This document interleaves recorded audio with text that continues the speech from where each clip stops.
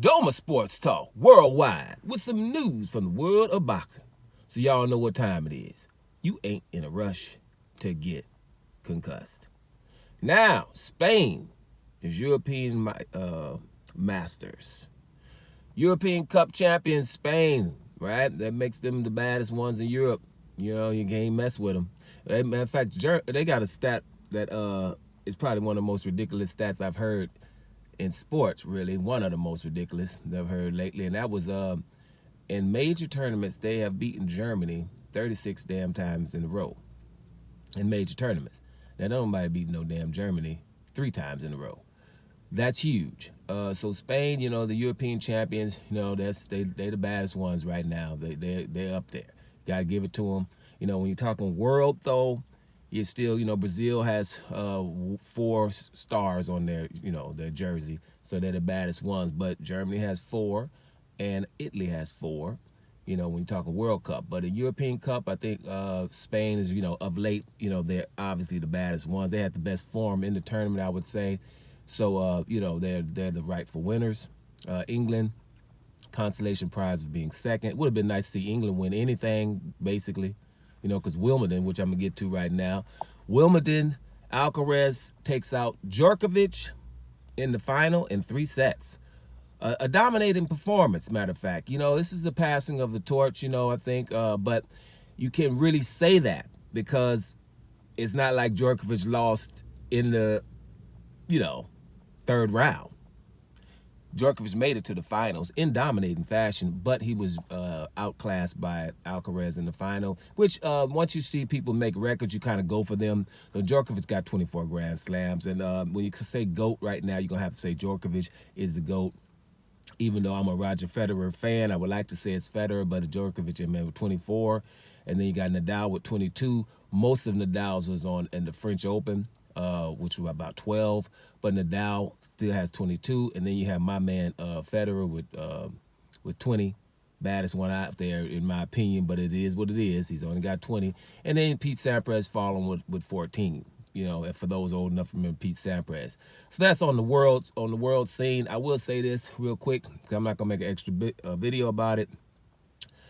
You know, the Lakers, you know, they chose Bronny James, right? And I didn't want to say nothing about the Bronny James thing because it was too ridiculous to me. You know, I just started thinking it makes a mockery of everything. I mean, I know he's LeBron James' son, but he's nowhere near someone who should be picked in no damn first round. I thought when I heard that he said, I want to hear my name be called, I was like, damn, I wish he wouldn't have said that. Listen, the dude, if he was 6'9", we could be talking. But at 6'1", and you at USC scoring 4 points and 2 rebounds, we shouldn't be talking about the NBA at all. Let that man develop. Man, he's somebody, when you 6'1", you better be excellent, right? He's got to play at least 3 years of college ball for us to be talking about anything, right? We can't be talking about, you know, when we start drafting players and we're talking already that he could possibly become a 3-and-D guy at 6'1", that's what we're talking about. That's not what you draft players for. So it's too outlandish for me to be talking about, right? Because I don't want to say anything bad about LeBron's son, even though most people know I'm not a LeBron fan because he was playing for other teams. LeBron is awesome. He's on my Lakers now. He's awesome and everything, but I wasn't a fan because, you know, he was at other teams, you know, when he went to Miami and stuff like that. But LeBron's he's all that in a bag of chips. But Bronny shouldn't be anywhere near the NBA right now, and I think we should just go and let that man play about three years of college at minimum. He won't be ready next year either, right? So let's just move on from that. The Bronny James, I think, but you know, the bashing doesn't need to be done. But that's what it shouldn't have been made. I think even LeBron should have been saying, leave my son alone. I got to play a couple of years before he gets here because he's not ready. Everybody should see that, even your family. It's like when you people sitting in people to them shows, they be singing and they can't sing, and nobody in their family will tell them or their friends will tell them that they can't sing, and why you on TV embarrassing everybody. That's, you know, he shouldn't even be, you know, by the NBA, man. You know, I can get with Bronny. You know what I'm saying? So, you know what I'm saying? That would make no damn sense. So anyway, that's what I'm saying when you're talking about Bronny James. Now, let's move on to, you know, your boy Boots Ennis. Boots Ennis is a top 5 pound-for-pound guy, right? If we're just talking talent. We put him in the top 10 just because we know he's talented. That's the kind of talent where you got the Roy Jones kind of talent where you just know people are real talented. His win over Avanesian, right? He stopped him round 5 on his stool and everything. He was told he outclassed him. He's just obviously better, but Avanesian hit him a lot. He got hit a lot because I think he was just trying to show off, in front of his people, in Philadelphia. He got hit a lot, but he's obviously good, you know what I'm saying? And I was just saying this one, when you're talking about, Boots Ennis, what I've been saying before, it's obviously the Boots Ennis is someone who we think can challenge Terrence Crawford. And anybody, who's 37 years old, if it's Terrence Crawford, if it's Muhammad Ali, if it's Floyd Mayweather, if it's Manny Pacquiao, if it's whoever in the history of sport, of boxing, is 37 years old, and here's a 27-year-old guy talented as Jaron Boots Ennis, you got Jaron Boots Ennis over that guy. Terrence Crawford's the only guy that I just mentioned. Name me anybody at 37 years old in the history of the sport who you wouldn't have Jaron Boots Ennis beating. The only one where you got a question mark is Terrence Crawford. That's how awesome Terrence Crawford is. But at the end of the day, like I've been saying, is Jaron Boots Ennis got to do something, baby, before Terrence Crawford. Terrence Crawford's at the point of his career where there's only massive, significant fights. Everyone should know that, right? It's massive, significant fights. You wouldn't ask Canelo to fight somebody that don't got no belts right now. Canelo just would do it, but he wouldn't fight no Boots Ennis. I'm just saying, Canelo, nobody asking Canelo to fight somebody because he's supposed to. You know what I'm saying? Or he should, because somebody's awesome, right? We left them with Benavidez alone. We leaving them with Morrell alone. I'm talking about the sanctioning bodies. There's a few people out there talking, but they ain't even forced them, even thinking about it. Leffy didn't have to fight undisputed against Demetrius Andrade ever. Didn't have to fight as mandatory with Jamal Charlo. So, those are the things. Now, if Canelo was 37, we wouldn't be asking him to fight anybody. Canelo versus Doma over in Alamo Dome or something. You know what I'm saying? That's what you'll be asking him at 37. So at 37 years old, Crawford is chasing legacy, period. That's why he's up at 154 and wanted anybody. There's no one at 154 who we're saying, Crawford, fight him. Madrimov would be that guy. If he wasn't fighting Madrimov right now and he was fighting Fundora, everybody would be saying, why are you fighting Fundora? It's a Madrimov guy that you should be fighting. That's what they would be doing. But he's fighting Madrimov, so it ain't nothing else. Because if we were saying it should be Tim Chu, but we saw Tim Chu is not really, Tim Chu, as bad as he is, he ain't talking too much smack when it comes to Terrence Crawford.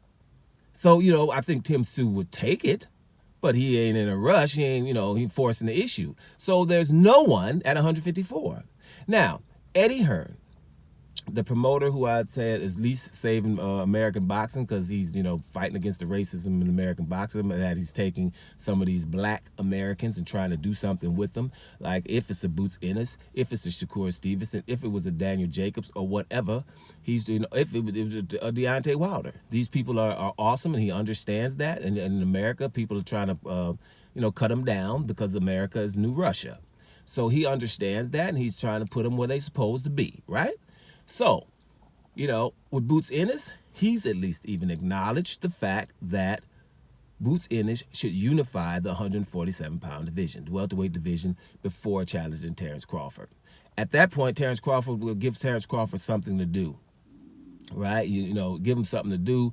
Boots Ennis would come up as an undisputed guy at 147, which would make it marketable, the fight, other than it's just two brothers that's awesome fighting, right? Make it be significant. And that's what Boots Ennis should do. And at 147 pounds, this is something you never really say. For people who've been around boxing a long time, think about, when is the last time you said the welterweight division ain't nothing happening there? When?